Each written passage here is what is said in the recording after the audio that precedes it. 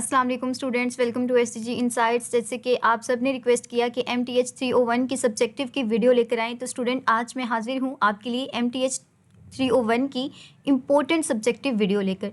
तो चलते हैं हम अपनी वीडियो की तरफ। जैसे स्टूडेंट मैंने अपनी लास्ट वीडियो में ये पेपर पैटर्न सब डिस्कस कर लिया था, तो हम टाइम वेस्ट किए बगैर यहाँ पर आते हैं और लेक्चर नंबर 1 को डिस्कस करते हैं। तो स्टूडेंट आप देख रहे हैं कितना ब्यूटीफुली मैंने आपका अरेंज किया है, आपको उर्दू में भी बताया गया है और इंग्लिश में भी। मेरा ये मानना है कि चाहे हम इंग्लिश को जितना मर्जी मास्टर कर लें, जितना अच्छा कॉन्सेप्ट हम उर्दू में समझ पाते हैं उतना किसी भी लैंग्वेज में नहीं समझ सकते। तो वो सबसे पहले है calculus of many variable. Calculus to deal with the function of two or more independent variables. तो कैलकुलस टू दो या दो से ज़्यादा इंडिपेंडेंट वेरिएबल के मुतालिक है। For example area of rectangle depends on length and width. तो स्टूडेंट एरिया किस पर डिपेंड करता है? हमारा एक्स और वाई पर। तो स्टूडेंट ये हमारी इसकी डेफिनेशन है और ये आपके पेपर में आती है। स्टूडेंट मुझे याद है जब मैंने ये एग्ज़ाम दिया था तो मुझे कैलकुलस की डेफिनेशन आई थी। तो नेक्स्ट हमारा कॉन्सेप्ट है लेक्चर नंबर 2 का वैल्यू ऑफ फंक्शन। तो student a function of two variable z is equals to F of X, assign a unique real number z to each ordered pair. तो student इसके अंदर क्या होता है कि हमारे पास एक ऑर्डर्ड पेयर है z is equals to F of x Y. तो स्टूडेंट ये क्या करता है, हमारा जो हर रियल नंबर का पेयर होता है उसे एक यूनिक नंबर देता है। और स्टूडेंट ये याद रखें डोमेन क्या होता है? Set of all possible inputs. तो जो इनपुट्स होती हैं वो हमारे पास डोमेन है, जबकि जो आउटपुट्स होती हैं वो हमारे पास रेंज है। तो स्टूडेंट आपका जो व्यू का पेपर होता है वो आपने कंप्यूटर पर करना होता है और मैथ टाइप में करना होता है। तो एक बात याद रखें, लेंथी क्वेश्चंस आपके पेपर में बिल्कुल नहीं आते। जितना सा स्टूडेंट मैं आपको कंटेंट पढ़ा रही हूँ सिर्फ इतना इतना आपसे पूछा जाता है और यही आपके चैप्टर का निचोड़ होता है। बिला शुबा आपका हैंड आउट बहुत अच्छा बना हुआ है, बहुत अच्छी तरीके से समझाया हुआ है, लेकिन स्टूडेंट जैसे कि मैंने आपको बताया कि शॉर्ट टाइम में आपको बेहतरीन तैयारी करवाने का मेरा मिशन है। तो इंशाल्लाह अगर आप इन चीज़ों को स्टूडेंट समझना नहीं है, क्योंकि समझने वाला कंटेंट आपका मैथ के जो हैंड आउट है वो है, इसे आपने याद करना है। याद कैसे होता है? पहले हम समझते हैं फिर उसे ज़ुबानी याद करते हैं। स्टूडेंट इनके अंदर आप एक पॉइंट भी नहीं छोड़ सकते। एज अ इंस्ट्रक्टर मैं आपको यही एडवाइस करूँगी कि आप कुछ भी ना छोड़ें, एक एक लफ्ज़ को करके जाएं। अब हमारे पास लेक्चर नंबर 3 का कॉन्सेप्ट है 3 डायमेंशनल ज्योमेट्री। तो स्टूडेंट जो हमारे पास डायमेंशनल ज्योमेट्री है उसका जो सबसे इम्पोर्टेंट आपका फार्मूला है वो है distance formula.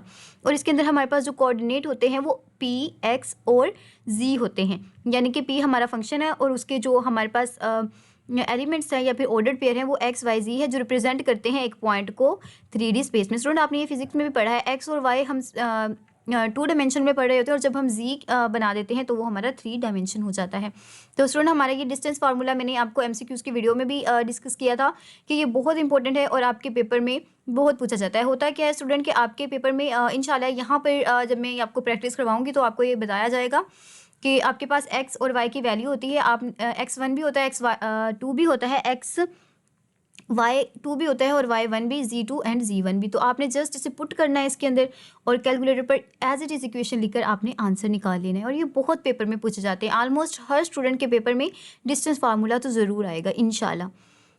Conversion between cartesian and polar. तो स्टूडेंट ये आपका बहुत ज़्यादा इंपॉर्टेंट है क्योंकि ये भी आपके पेपर में एज इट इज़ आता है। होता है क्या स्टूडेंट, आपको x भी दे दिया जाता है और r भी दे दिया जाता है। एक तो इस तरह से होता है और आपने वैल्यूज़ पुट करके अपना आंसर निकालना होता है। और दूसरी बात स्टूडेंट आपसे ना इसका फार्मूला भी पूछा जाता है, तो आपने इन फार्मूलाज को अच्छी तरीके से याद करना है कि अगर हम कार्टियन से पोलर को कर रहे हैं तो हमारे पास कितने स्टेप हैं। तो स्टूडेंट अगर आप अपना हैंड आउट देखेंगे ना तो ऑलमोस्ट 3 से 4 पेजेस हैं जो इतनी आम सी बात के लिए आपको समझाया गया है। तो स्टूडेंट यहाँ पर शॉर्टकट और बेस्ट आंसर आपका यही है कि x is equals to r cos theta and y is equals to r sine theta. तो r square is equals to x square plus y. Student ये कहाँ कैसे आया? जब हमने x और y दोनों इक्वेशन को प्लस किया तो x स्केयर और इन दोनों का हमने क्या कर लिया? स्केयर ले लिया। तो स्टूडेंट ये देखें r का स्केयर को हमने कॉमन लिया और आपको पता है cos square plus sine square हमेशा हमारे पास किसके इक्वल होता है? 1 के इक्वल होता है। तो इसी तरह हमने स्टूडेंट इसका आंसर निकाल लिया था और इसके बाद हमने क्या किया, इसकी जो हम अगर थीटा में बात करें तो tan inverse y by x हमारा इसका आंसर होता है। तो स्टूडेंट ये भी मेरे पेपर में आया था, मुझे याद है अच्छे तरीके से कि कार्टियन को पोलर में करने का मुझे फार्मूला लिखना था, तो मुझे नहीं आता था तब ये। अब देखते हैं लेक्चर नंबर 5 की जो हमारी चीज़ें हैं वो limit of multi variable function. तो स्टूडेंट हमारे पास मल्टी वेरिएबल फंक्शन की जो लिमिट्स हैं उनका उसका फार्मूला सबसे इंपॉर्टेंट तो स्टूडेंट ये है, क्योंकि ये आपका एमसीक्यूज में पूछा जाता है। आपको इतना सा फार्मूला दे दिया जाता है और आपके पास डिफरेंट ऑप्शन दे दिए जाते हैं, L1 L2 L1 plus L2। तो आपने जो करेक्ट चूज़ करना है, limit x and y approaches to x naught y naught f of x and y. Student ये बराबर होता है हमारे पास L, यानी कि लिमिट के बराबर होता है। The limit exist only if function x y approaches to L along all possible path of x naught and y naught. तो स्टूडेंट ये बहुत ज़्यादा इंपॉर्टेंट आपका कॉन्सेप्ट है कि लिमिट सिर्फ उस वक्त आपकी एग्जिस्ट करती है जब आपका L अप्रोच करे आपकी एक्स नोट और वाई नोट के तमाम पॉसिबल पाथ्स पर। तो स्टूडेंट अगर किसी एक पाथ पर भी ये हमारे पास एग्जिस्ट नहीं करता तो वो हमारी लिमिट एग्जिस्ट नहीं करती। तो ये भी आपका एमसीक्यूज बहुत इंपॉर्टेंट है। A function is continuous at a b. Student ये भी इंतहा का इम्पोर्टेंट है स्टूडेंट। ये आपके 5 नंबर का लॉन्ग आ सकता है। इसी तरह आपको एक फंक्शन दिया जाएगा और आपसे कहा जाएगा कि ये फंक्शन कॉन्टिन्यूस है और आप इसे साबित करें कि ये कॉन्टिन्यूस है या नहीं। तो स्टूडेंट आपने करना क्या होता है, एफ ऑफ एक्स यहाँ पर जैसे सेम ऐसे होगा, एफ होगा और एक्स की जगह आपको 1 2 दे दिया जाएगा या कोई भी वैल्यू एक्स और वाई की, और आपने इसे क्या करना है स्टूडेंट, ये आपकी जो बुक है उसके अंदर बहुत अच्छे तरीके से स्टेप दिए गए हैं, लेकिन स्टूडेंट आप यहाँ पर ये स्टेप्स ही याद करें।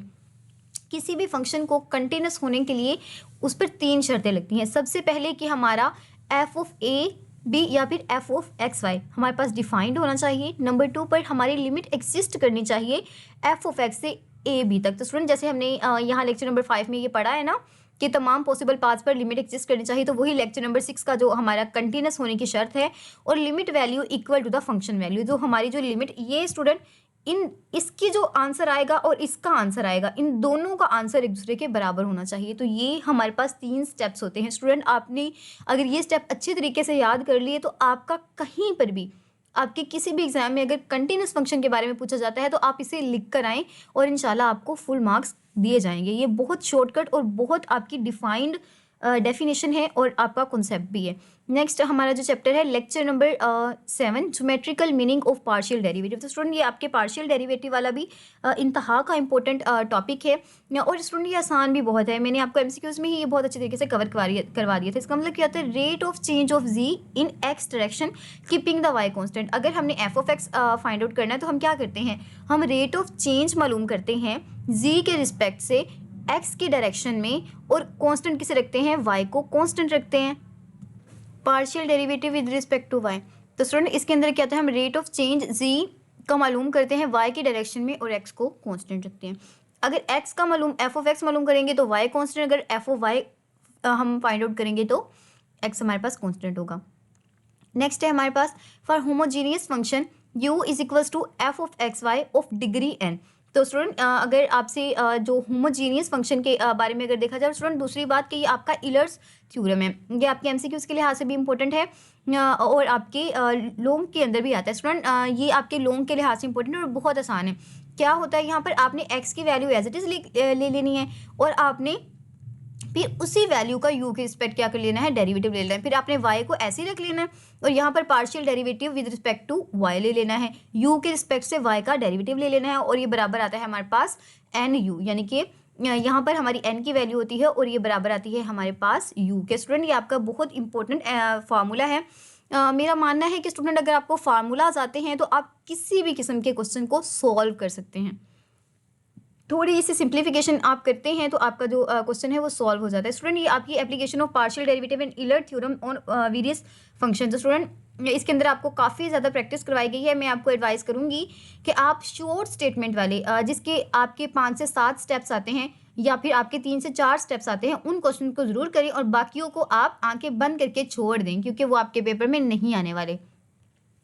Introduction to vector, most favourite and most easy, जो आप अपनी सेकेंड ईयर में बहुत अच्छे तरीके से करके आए हैं। तो वेक्टर क्या होता है, जिसकी डायरेक्शन भी होती है और जिसका मैग्नीट्यूड भी होता है।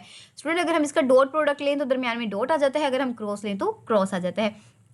डॉट को हम कोस थीटा के साथ रिप्रेजेंट करते हैं और हमारे पास जो क्रॉस होता है उसे हम साइन थीटा के साथ करते हैं और इसके साथ हमारा एक एन वेक्टर भी आता है। तो ये आप स्टूडेंट अच्छे तरीके से याद कर लें क्योंकि ये भी आपके 3 नंबर की शॉर्ट क्वेश्चन आने के लिहाज से बहुत इंपॉर्टेंट है। अब स्टूडेंट इसके बाद हमारे पास बॉक्स मैट्रिक्स। तो स्टूडेंट बॉक्स मैट्रिक्स को हम वॉल्यूम ऑफ पैरेलल पाइपाइड, ये क्या है, पैरेलल पिपिड, तो हम स्टूडेंट से पैरेलल पिपिड भी कहते हैं, as known as box product. Student से हम बॉक्स प्रोडक्ट भी कहते हैं। ये भी आपका बहुत इंपॉर्टेंट है और ये आपके सब्जेक्टिव के लिहाज से बहुत ज़्यादा इंपॉर्टेंट है। क्या होता है कि आपको ए भी दे दिया जाता है, आपको बी भी दे दिया जाता है, तो आपने स्टूडेंट, आपको अगर ये फार्मूला आता है तो आप इजीली इसे फाइंड आउट कर सकते हैं। एक तरीका तो ये है कि स्टूडेंट आप जैसे हम ट्रांसपोज लेते हैं उस तरह से भी इसे सॉल्व कर सकते हैं, और दूसरा तरीका ये है कि आप बी और सी का क्रॉस प्रोडक्ट लें और जो आंसर आएगा उसको डॉट प्रोडक्ट करवा दें ए के साथ। तो ये थोड़ा सा आसान है क्योंकि आपका जो फार्मूला आपने एज इट इज़ पढ़ा हुआ है। तो स्टूडेंट ये आपने अच्छे तरीके से करके जाना है अगर आप अपने 5 नंबर को मेंटेन करना चाहते हैं। तो next, the equation of tangent plane of the surface f x y z is equals to 0 at f naught y naught and z naught. Student हमारी जो टेंजेंट प्लेन है, ये हमेशा याद रखें, हमारी जो equation of tangent plane surface है वो 0 के बराबर होती है एक्स नोट वाई नोट और जी नोट पर। तो स्टूडेंट ये आपने फार्मूला याद रखना है एज इट इज़। स्टूडेंट यहाँ पर क्या हो रहा है, यहाँ पर x ऐसे ही था और माइनस हमने किसे करवा दिया, x नोट को, y वैसे ही और हमने माइनस किसको करवा दिया है, y नोट को। तो स्टूडेंट ये हमारे पास हमेशा किसके बराबर होता है, ये हमारे पास 0 के बराबर होता है। नेक्स्ट हमारा जो लेक्चर है, lecture number 13, the normal line is perpendicular to the tangent plane. Student ये जो आपकी बुक है, अगर आप इसे मास्टर करना चाहते हैं ना, तो एक आसान सी टिप है कि आप फार्मूले रट लें। आप बार बार लिख के देखिए, बार बार नहीं स्टूडेंट, अगर आप 3 बार भी अपने फार्मूले को लिखते हैं, एक बार आप देख कर लिखें, एक बार आप सोच कर लिखें और एक बार आप रैंडमली लिखें, तो इंशाल्लाह आपको फार्मूलाज कभी भी नहीं भूलते, कभी भी। जब आपके हाथ से कुछ गुजर जाता है ना स्टूडेंट, चाहे ही आप BScs के स्टूडेंट हैं, चाहे आप कंप्यूटर पर पेपर देते हैं, लेकिन हाथ और पेंसिल की अहमियत कभी भी ख़त्म नहीं होती। तो स्टूडेंट आप अपने हाथ से लिखें ताकि आपकी जो लॉन्ग टर्म मेमोरी में चला जाए। अब देखिए स्टूडेंट क्या है कि जब हमने x माइनस एक्स नॉट किया है तो ये किसके रिस्पेक्ट से किया था, अगर आपको याद हो, यहाँ पर पीछे मैंने आपको करवाया है ना, x की रिस्पेक्ट से किया है। तो स्टूडेंट यहाँ पर हम क्या कर देंगे, इसी को डिवाइड कर देंगे। कैसे स्टूडेंट, इसको हम दूसरी साइड पर लेके जाएंगे तो ये हमारे पास f ऑफ x आ जाएगा और फिर उसे जब हम वापस लेकर आएंगे तो वो हमारा डिवाइड में आ जाएगा। तो स्टूडेंट ये हमारे f ऑफ x बराबर होता है f ऑफ y की और एफ ऑफ वाई बराबर होता है जी के। यानी कि नॉर्मल जो हमारे पास लाइन होती है वो साबित करती है कि हमारे पास तीनों एक दूसरे के बराबर हैं। लेक्चर नंबर 14 में है क्रिटिकल पॉइंट, बहुत इंपॉर्टेंट और बहुत रिपीट होने वाला स्टूडेंट।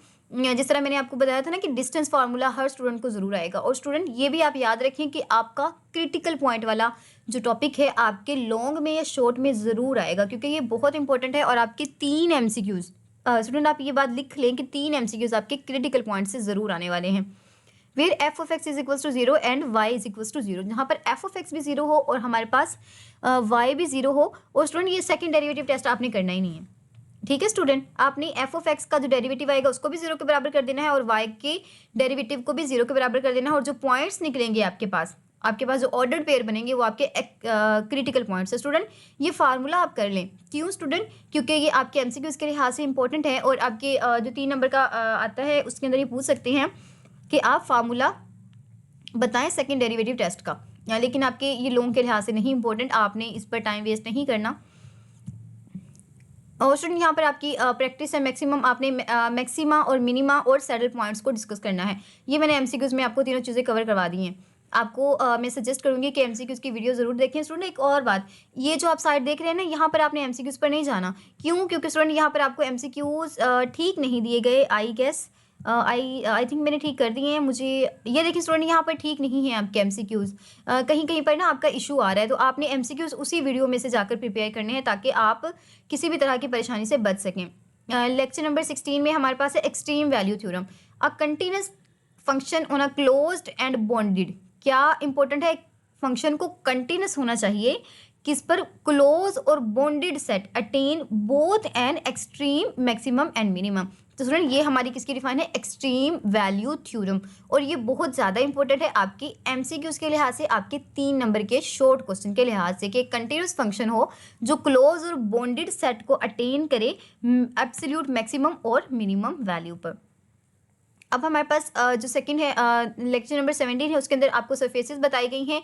तो स्टूडेंट आप इनको एक बार देख लीजिएगा सिर्फ अपने एमसीक्यूज़ के लिए, बाकी ये आपका लेक्चर इंपॉर्टेंट नहीं है, आप इसे स्किप कर सकते हैं।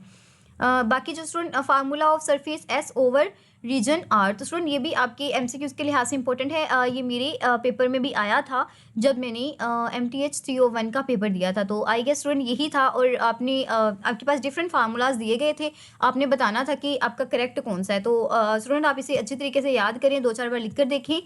होप्स स्टूडेंट आपको वीडियो अच्छी लग रही होगी। अगर आपको वीडियो अच्छी लगी है तो स्टूडेंट जल्दी से चैनल को सब्सक्राइब करें और एक प्यारा सा कमेंट करें, और लाइक करना तो आपने कभी भी नहीं भूलना, क्योंकि स्टूडेंट जब आपको कोई चीज़ पसंद आती है तो ये आपका रिवॉर्ड होता है। आप हमें बताते हैं कि आपको ये चीज़ पसंद आ रही है, और हम ऐसा ही कंटेंट आपके लिए लेकर आते हैं। बहुत मेहनत के साथ स्टूडेंट ये बनता है। जैसे ही मुझे मेरी एक स्टूडेंट, मैं उनका नाम मेंशन करना चाहूँगी, उम्मे हबीबा, तो उन्होंने मुझे कमेंट किया, सबसे पहला कमेंट उनका था, तो मैंने उसी वक्त आपका काम शुरू कर दिया था। आपको पता ही है स्टूडेंट कि ये इक्वेशंस लिखनी कितनी मुश्किल होती हैं, और कंप्यूटर आपकी जो डिफरेंट साइट्स होती हैं वो एज इट इज़ इक्वेशन नहीं लिख सकती, ये सारी मैन्युअली लिखी हैं मैंने। तो स्टूडेंट आपका रिवॉर्ड देना बनता है, अपने दोस्तों के साथ ज़रूर शेयर करें। लास्ट पर मैं आपके लिए एक छोटा सा और भी गिफ्ट लेकर आई हूँ, वो भी आपके साथ डिस्कस करती हूँ। Volume under a surface, student ये भी आपका इंपॉर्टेंट है, और ये आपके लॉन्ग और शॉर्ट दोनों के लिहाज से इंपॉर्टेंट है। तो स्टूडेंट लेक्चर नंबर 18 को आपने अच्छे से करना है, आपने इसे अच्छे तरीके से देखना है। वैसे भी स्टूडेंट आप देखें ना तो बहुत शॉर्ट सा फार्मूला है ये, इसके अंदर कुछ भी लंबा चौड़ा नहीं है, तो आपने ये कर लेना है, क्योंकि यहाँ पर आपका इंटीग्रेशन का जो लेक्चर है वो स्टार्ट हो गए हैं। तो आपके मिड टर्म में सिर्फ एक ही इंटीग्रेशन का है, तो आप इसे अच्छे से करें। जो आपके पास गिफ्ट है स्टूडेंट वो ये है कि आप यहाँ पर जैसे टच करते हैं AI ट्यूटोरियल, मैं अगेन कह रही हूँ कि स्टूडेंट आपने यहाँ से MCQs नहीं करने, क्योंकि ना ये थोड़ा सा डिस्टर्ब है, तो आपके लिए वीडियो जल्दी लेकर आनी थी, तो मैंने इसे सेट नहीं किया। तो स्टूडेंट आपने यहाँ पर आना है, आपको कोई भी चीज़ जो आप एक्सप्लेन में चाहते हैं, जैसे अगर आपको वेक्टर की जो डेफिनेशन है वो आप एक्सप्लेन में चाहते हैं स्टूडेंट, जैसे ही आप यहाँ पर टाइप करते हैं आपके पास सर्चिंग स्टार्ट हो जाती है, और with in 30 minute second sorry, तो आपको ये रिस्पॉन्स कर देता है। ये देखें स्टूडेंट कितना ज़बरदस्त है, ये देख रहे हैं आप यहाँ पर। मैं आपको अगर क्लियर भी करवाऊँ तो ये देखिए स्टूडेंट, इतना आपको ब्रीफली कहीं पर नहीं मिलने वाला। आप पूरा हैंड आउट देख लें स्टूडेंट, आपको कहीं से भी ऐसा कंटेंट तो मिल ही नहीं सकता। देखें कितना आपको अच्छे तरीके से समझाया गया। सबसे पहले आपको कहा गया कि वेक्टर में मैग्नीट्यूड और डायरेक्शन होती है, जबकि स्केलर में सिर्फ मैग्नीट्यूड होती है। तो यहाँ से बात आपकी क्लियर हो गई। उस दूसरी बात कि लेंथ और साइज को हम वेक्टर में करते हैं, जबकि मैस और टेम्परेचर स्पीड को हम स्केलर में करते हैं। अगर हम इसकी ज्योमेट्रिकल रिप्रेजेंटेशन की बात करें तो हम head to tail rule use करते हैं। टेल हमारी is where vector start, tail वहाँ पर होती है जहाँ वेक्टर स्टार्ट हो रहा होता है, और हेड हमारा वहाँ पर होता है जहाँ पर हमारा वेक्टर एंड हो रहा होता है। और student if a vector v start at a point, अगर हमारा जो वेक्टर वी है वो स्टार्ट हो रहा है XY1 पर, और बी हमारा X2Y2 Z2 पर स्टार्ट हो रहा है, तो हम इसे डिनोट करेंगे vector of A directed to b. Student यानी कि A डायरेक्ट कर रहा है B को। तो अगर हम इसकी कंपोनेंट फॉर्म देखें तो स्टूडेंट इसे हम कंपोनेंट में V1 V2 V3 की फॉर्म में लिख सकते हैं। इसके बाद स्टूडेंट देखें इतना प्रिसाइज तो आपके हैंडआउट में भी नहीं लिखा हुआ। मैं ये कन्फ्यूज करती हूँ कि आपकी जो हैंडआउट है बहुत अच्छे बने हुए हैं और आपको बहुत अच्छा कंसेप्ट दिया गया है, लेकिन स्टूडेंट आपका जो स्टूडेंट फ्रेंडली कंटेंट है इस साइड से बेहतर आपको कहीं पर नहीं मिलेगा। ये देखिए स्टूडेंट, आपको मैग्नीट्यूड का फार्मूला भी बताया गया है, आपको जो स्टैंडर्ड वेक्टर्स हैं ये देखिए स्टूडेंट, यहाँ पर आपको ये भी बताया गया है कि आई जे के आपके कैसे वेक्टर्स होते हैं, और इनकी जो नोटेशन है आपकी ये भी इंपॉर्टेंट है। आपके वेक्टर ऑपरेशंस भी बताए गए हैं। एडिशन के लिहाज से आपका जो पैरेललोग्राम रूल है वो भी आपको करवाया गया है। यूनिटी वेक्टर भी आपको बताया गया है। स्टूडेंट इसे ज़रूर पढ़ के जाइएगा, क्योंकि ये जो आपका चैप्टर है ना MCQs के लिहाज से बहुत ज़्यादा इंपॉर्टेंट है, और डिटर्मिनेंट फार्मूला भी आपको करवाया गया है। तो उम्मीद करती हूँ आपको लेक्चर पसंद आया होगा। ये देखिए स्टूडेंट, यहाँ पर आपको एक एक स्टेप करके दिखाया गया है। तो I really like this site.